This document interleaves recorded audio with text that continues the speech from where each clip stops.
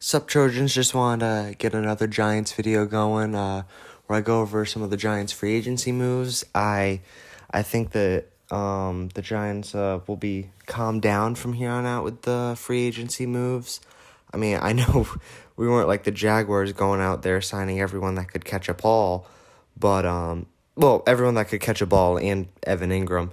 Uh, all kidding aside, I hope Evan Ingram's awesome with the Jaguars. I liked him with the Giants, but um, yeah, I think the Giants will be mostly calmed down. We may see some trades from the Giants, such as a James Bradbury trade, some draft trades, and obviously the draft will be a huge part of the Giants' 2022 offseason. But for right now, I just want to go over some of the free agency signings, as I think the Giants definitely filled some valuable holes and set themselves up in general really well for the 2022 NFL draft, especially since we have the 2 top 10 picks.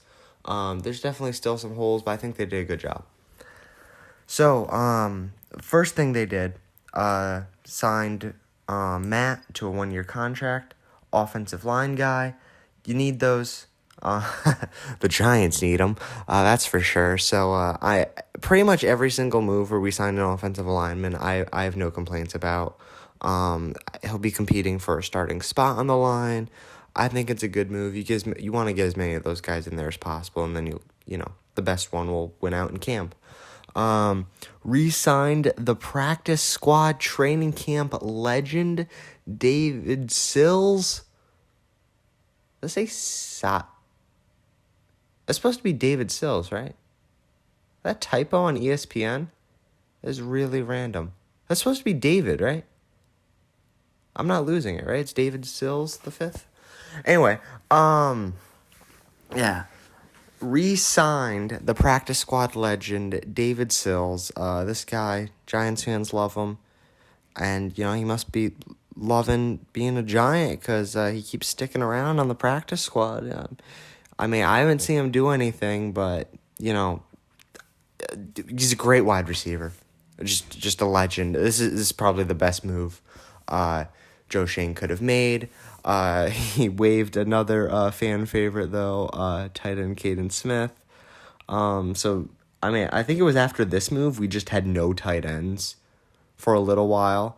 There were 0 tight ends on the roster, so that's always fun. You just be like, we didn't need that position anyway. We also released our punter, which I kind of saw coming after the season Riley Dixon had there. So... you win some, you lose some with the punter trades.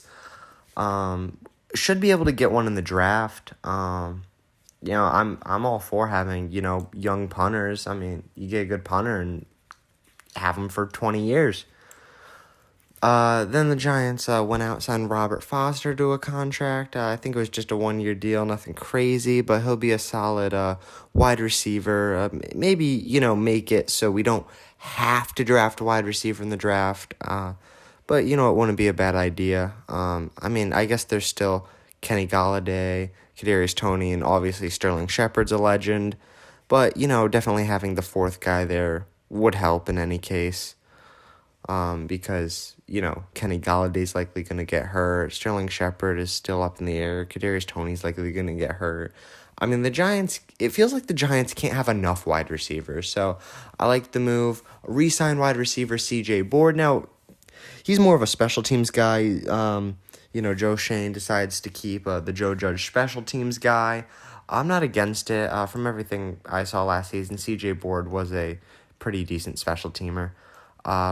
Re-signed Jaron Williams to a 1-year contract. I don't know much about him, but if a defensive back isn't getting burnt in coverage all the time, if you don't know their name well enough to be like, oh, this guy's at it again, they're not doing that bad of a job, so I'm all for it. Release safety Logan Ryan. Now, this move, I mean, the Giants saved literal pennies. But I think what really happened here was Logan Ryan called up Joe Shane, was like, yeah, I want to win another Super Bowl, so he headed on over the Bucs. I think that's how that one went down. I mean, now with Bruce Arians retiring, that's kind of funny. He just goes over there. What would be awesome is if the Giants won a Super Bowl and Logan Ryan's just like, man, picked the wrong team. Re-signed offensive tackle Corey Cunningham. Can't have enough offensive linemen. And now we get to the two huge moves the Giants made. The free agency defining moves, signing quarterback Tyrod Taylor and guard Mark Lewinsky. Now, Tyrod Taylor just has a knack for going around the league, spawning good quarterbacks. I'd say great, but like Baker Mayfield's having some issues. So, but I mean, he leaves Buffalo, and Josh Allen, becomes a beast. He leaves the Browns, and Baker Mayfield shows up, sets the rookie touchdown record.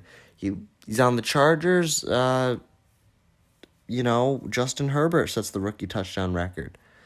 I mean, so he comes to the Giants, and Daniel Jones gets it together, becomes an MVP, right? Either that or it only works on rookies. It's yet to be seen. So we'll have to see what happens there. But no, I like the move. Tyrod Taylor will be a solid backup in case Daniel Jones gets hurt.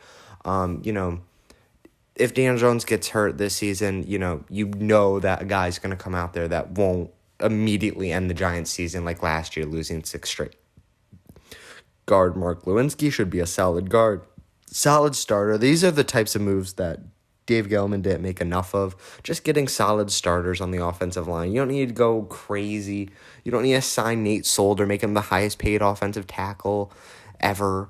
You don't need to make insane moves like that. You just need to plug some holes on the offensive line. And I don't know why Dave Gettleman thought the best idea was to do moves like that and only fill like 2 of the holes, but not re-sign guys that had an impact like Jamon Brown.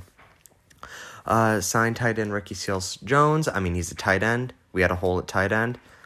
I think it's a great fit.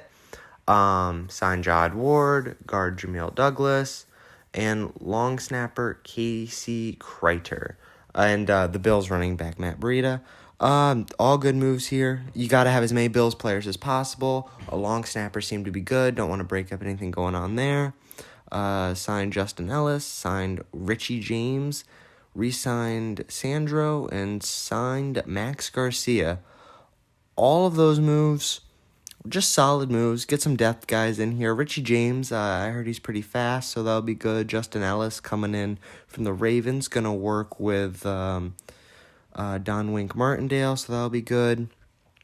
And yeah, I'm excited. Some solid free agency moves. Giants should be set up well for the draft, where they can really make a splash with those 2 top 10 picks.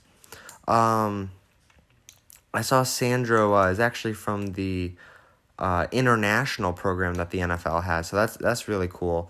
And Max Garcia should just be a solid depth guy on that offensive line. Hey, as I said before, you cannot have enough offensive linemen competing for starting jobs. It was something Dave Gettleman actually had an issue with this. We had 2 guys competing for a center position in training camp, and they were both pretty good.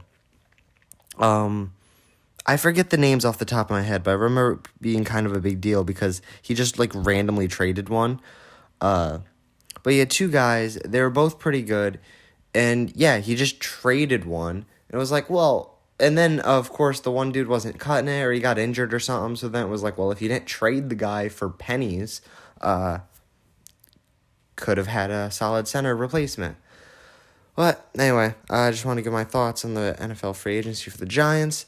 Great stuff. Hope to see you guys next time. Have a great day. Comment, share, all that good stuff.